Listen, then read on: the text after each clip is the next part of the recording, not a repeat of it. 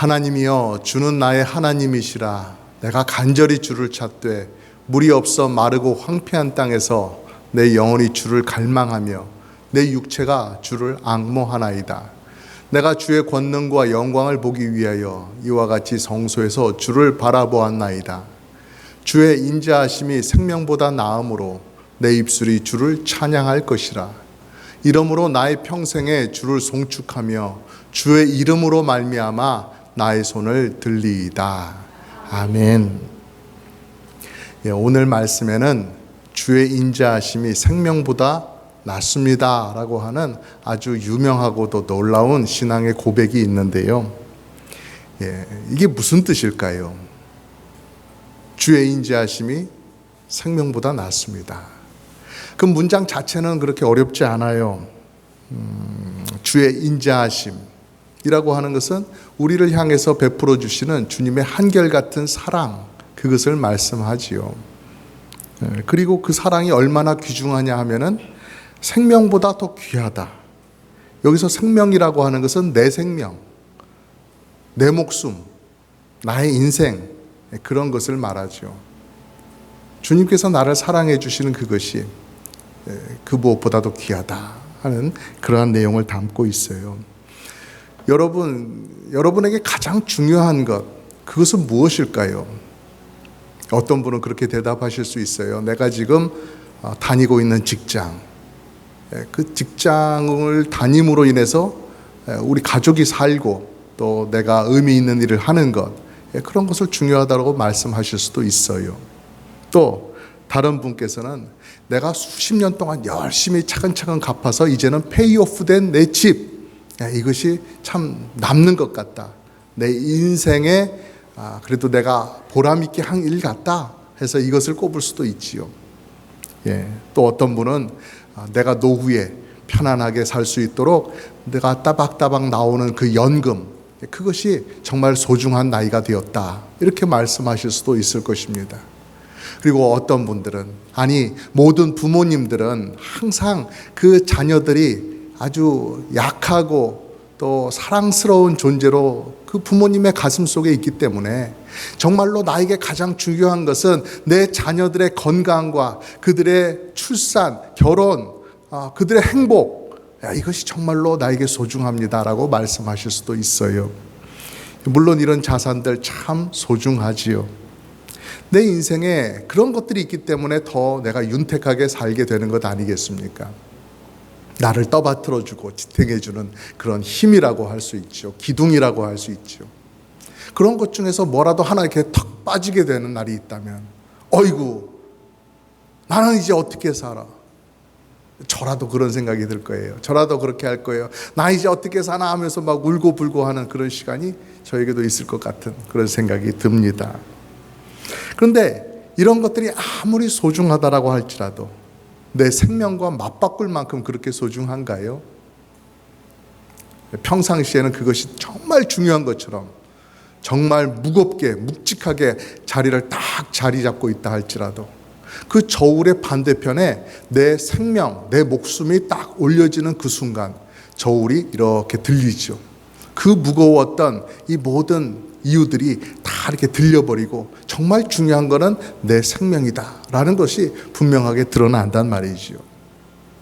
이 세상에서 바꿀 수 없는 가장 중요한 것, 그것이 무엇입니까? 라고 해서 물어본다면 우리 모두의 답, 정해진 답은 바로 그거죠. 내 목숨이죠. 내 생명이죠. 나의 인생이지요. 그런데 오늘 말씀을 보면 시인이 고백하는 게 뭡니까? 3절 앞부분에 보니까 주님의 인자하심이, 주님의 변함없는 그 사랑이, 그것이 내 생명보다 더 귀합니다 라고 고백을 한단 말이죠. 이 구절의 뜻, 그것은 그것입니다. 하나님의 내게 주시는 그 변함없는 사랑의 맛을 보았더니 그것이 너무나 좋아서 그것이 내 인생에 가장 귀합니다. 내 목숨을 뒤로 하고서라도 나는 그것을 원합니다 라고 하는 그런 고백이지요. 어떤 분은 그렇게 말씀하실 수도 있어요. 아니, 내 생명이 없으면, 내가 살지 못한다고 한다면 하나님의 사랑이 그게 무슨 소용입니까? 라고 말씀할 수도 있어요. 근데 이 고백이라고 하는 것은 어느 것을 택할 것이냐, 네가 살래 죽을래, 하나님의 사랑을 택할래 말래 하면서 둘 중에 어느 것 하나를 택해야 된다 하는 그런 상황을 말씀하는 건 아니고요. 하나님의 사랑이 그 무엇과도 바꿀 수 없는 목숨보다 더 귀하다. 하나님의 사랑이 얼마나 귀한 것임을 말씀해 주시기 위해서 이 목숨과 비교해서 말을 하는 거예요. 여러분, 그러면 어떻게 해서 이 시인은, 이 다윗은 하나님의 사랑이 그렇게 귀한 것임을 알게 되었을까요? 먼저 시인이 살아가던 그 환경, 배경, 그것은 많은 두려움과 어려움이 있었다고 해요. 시인을 공격하는 사람들이 있었을 수도 있겠고요. 또 어떤 위험한 상황 가운데 살아가고 있었기 때문일 수도 있지요. 그런 가운데 난 정말 궁지에 몰렸구나, 내게 위험이 닥쳤구나, 내가 정말 어려움 가운데 처해 있구나 하는 그런 생각이 깊어지면서 거기서 자연스럽게 연결되는 또 하나의 질문이 떠오르는 겁니다. 내가 이렇게 어려운데 나의 하나님은 어디 계시는가? 하나님은 정말 지금도 내 상황을 알고 계시는가? 하나님이 내 곁에 계셔 주시는가? 하나님이 나의 편인가? 하는 것을 당연히 생각하게 되는 것이죠. 우리 경우를 생각해 봐도 그렇습니다. 때때로 어려움이나 공경이 찾아오면 여러분, 하나님이 내 곁에 계십니다 라고 하는 그 큰 확신이 탁 들던가요? 아니면 하나님께서 나를 지켜주시지 않기 때문에, 나를 돌보아 주시지 않기 때문에 내가 지금 이런 어려움을 당하고 있구나 하는 이런 생각이 더 많이 들던가요? 우리에게 어려움이 오면 우리의 믿음이 막 흔들립니다. 마음이 막 조바심이 나고 작아지고 어두워져요. 그래서 내 곁에 계신 주님으로 인해서 편안하고 더 의지하게 되고 하는 그런 것들이 쉽게 되지가 않는다는 거예요. 내 곁에 하나님 계셔도 그 하나님 바라보는 눈이 점점 닫히고 어두워지게 되는 거예요. 그래서 우리는 시인의 형편을 이해할 수가 있는 것입니다. 내가 감당할 수 없는 일이 닥쳐왔고 정말로 내가 두렵고 버거운 일이 넘쳐나는데 나를 지키신다고 하는 그 하나님은 어디 계신가? 이런 마음이 들었던 거예요. 그래서 시인은 1절에서부터 내가 간절히 하나님을 찾습니다 라고 하는 거예요. 하나님이여, 주는 나의 하나님이시라.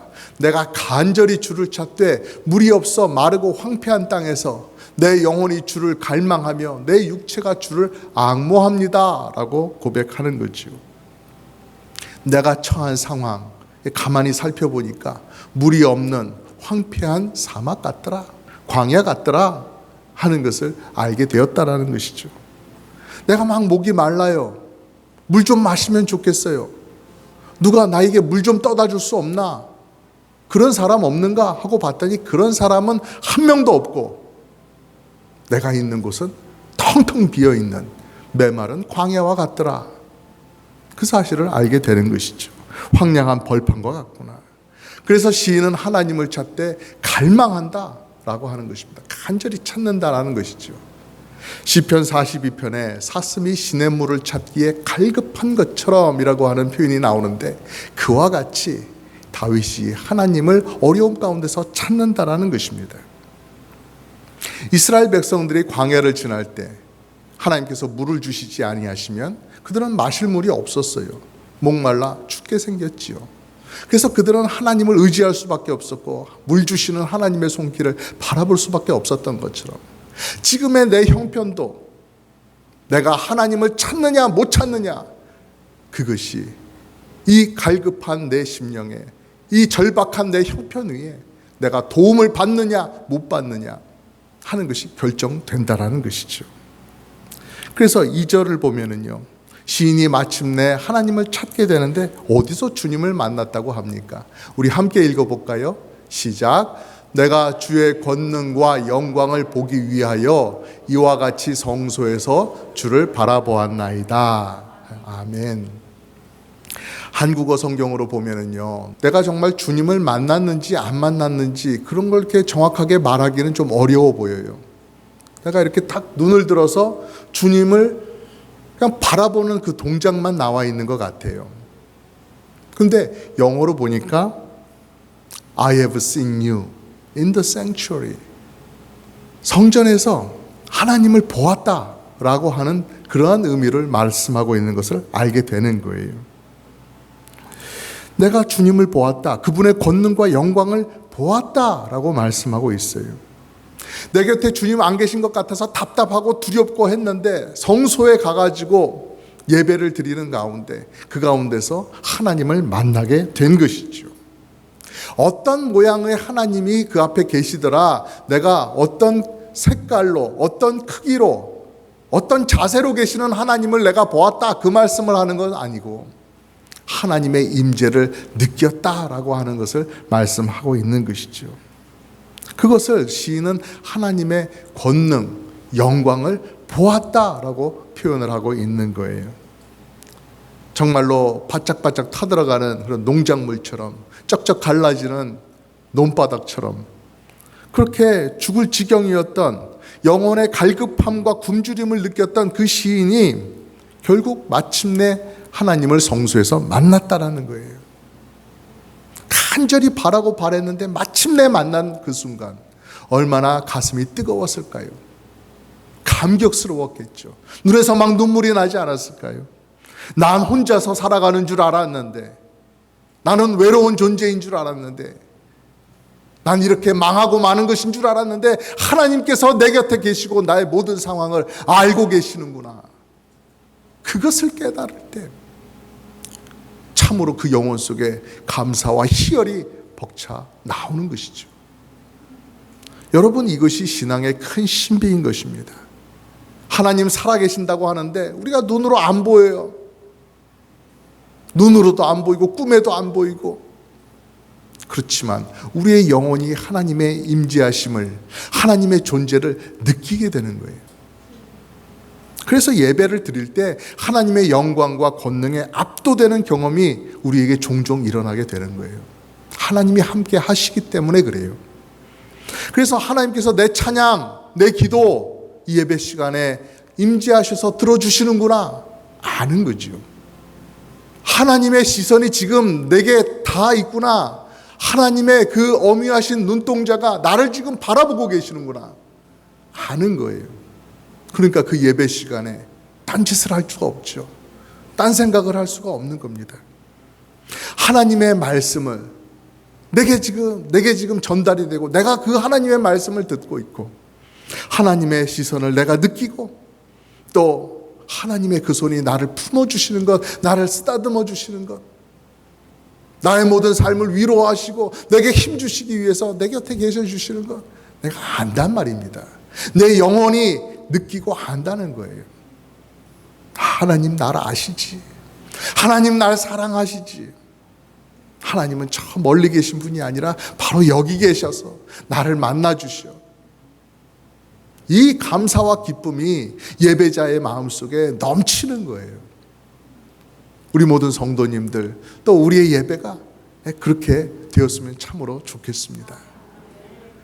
그래서 성도들은 하나님의 임재가 확실하게 약속되어 있는 이 예배가 가장 중요하다고 생각하고 예배를 잘 지키며 살아가는 것이죠. 그 예배 시간에 내 모든 것이 달려있다. 내가 회개할 때 받아주시고 용서해 주시고 또 하나님께서 한 주간 살아갈 힘과 위로를 공급해 주시는 그 귀한 시간이구나.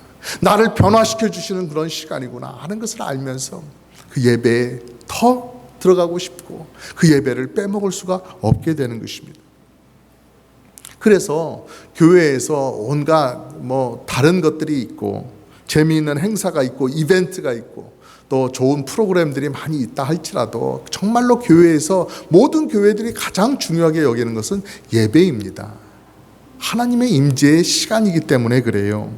목사님이 설교를 잘 하거나 재미있게 하거나 아니면 재미없어서 딱딱해서 정말 듣기 힘들다 이런 것에 상관없이 하나님은 그 시간에 그 자리에 임재해 주신다는 것입니다. 그러니 여러분 어떻게 해야 됩니까? 예배 시간에 졸면 안 되는 것입니다. 꿈속에서 하나님을 만나는 게 아니라 깨어서 예배하면서 하나님을 만나야 되는 것이죠. 예배를 통해서 여러분 붙들어 주시고 여러분에게 여러 가지 도움 주시고 여러분의 마음속에 행복을 주시는 그 하나님을 분명히 만나시기를 간절히 바랍니다. 그 하나님 만남으로 인해서 내 영혼의 갈증, 또 내 삶에 두려움을 주는 여러 가지 것들, 어려움들 다 예배를 통해서 극복해 나가시기를 주님의 이름으로 축복합니다. 또 말씀을 보면은요, 시인이 이렇게 여러 가지 어려움과 두려움 가운데 포기하지 않고 낙심하지 않고 하나님을 계속 찾을 때 하나님은 그를 만나 주셨습니다. 우리가 이제 주목해서 볼 것은 그 시인이 보여주는 변화예요. 내가 정말 죽을 것 같고 막 대적에 압박해가지고 막 힘들어지고 그렇게 했는데 하나님을 만나고 나니까 그가 어떻게 변합니까? 어떤 신앙 고백으로 나가고 있어요? 우리 3절 말씀 함께 읽어볼까요? 주의 인자하심이 생명보다 나음으로 내 입술이 주를 찬양할 것이라 하였습니다. 하나님이 내 곁에 계심을 깨달은 순간 너무나 좋은 겁니다.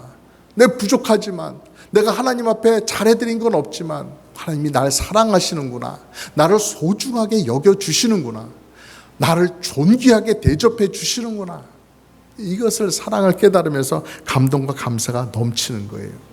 그래서 시인이 가만히 있지 않는 거예요. 하나님께서 내게 이렇게 잘 대해 주시니까, 나를 이렇게 존귀하게 여겨주시니까 나도 그 보답하는 마음으로 주의 인자하심이 내 생명보다 더 귀중합니다 라고 화답하고 고백하는 거예요. 하나님의 사랑을 정말로 가장 소중한 것으로 알고 살아가겠습니다 라고 말하는 거죠. 이 귀한 사랑 내게 주셨는데 내가 계속해서 어깨 축 처져가지고 아이고 죽겠습니다, 죽지 못해 삽니다, 에이구 이놈의 인생, 이러고 살지를 않는다는 거예요. 하나님께서 내게 사랑 주시니까 부족한 나도 어깨를 딱 펴고 기쁨으로 하나님을 찬양하면서 하나님께 찬양의 손을 들며 그렇게 살아가는 거예요. 얼마 동안 찬양을 한다고 되어 있습니까? 뭐 며칠 정도, 아니면 몇 달 정도입니까? 아니면 넓게 잡고 크게 잡아서 1년 정도입니까? 그렇지 않아요. 4절 말씀에 보니까 이름으로 나의 평생의 주를 송축하며 주의 이름으로 말미암아 나의 손을 들리이다 하였습니다. 평생 동안 찬송하겠습니다, 그렇게 말씀하고 있는 거예요. 이것이 내 곁에 계신 하나님을 예배 가운데 만난 성도들의 변화인 것입니다. 가장 큰 변화지요. 잠깐만 좀 다르게 살아보는 게 아니에요. 권능과 영광의 하나님의 곁에 딱 붙어서 남은 일생 그렇게 살아가는 모습이 되니까 인생이 송두리째 바뀌는 거예요. 다른 것으로는 바뀔 수 없었는데 하나님으로 인해서 바뀌는 그 모습이 성도에게 일어나는 것입니다. 찬양에 있어서 우리 모두의 모범이 되는 다윗, 여러분 잘 아시죠? 하나님의 언약궤를 예루살렘 성으로 이렇게 모셔올 때 다윗은 그 앞에서 진심으로 온 힘을 다해서 춤을 췄다고 했습니다. 여러분 있는 힘을 다해서 춤을 춰본 기억이 있으세요? 내가 소시적에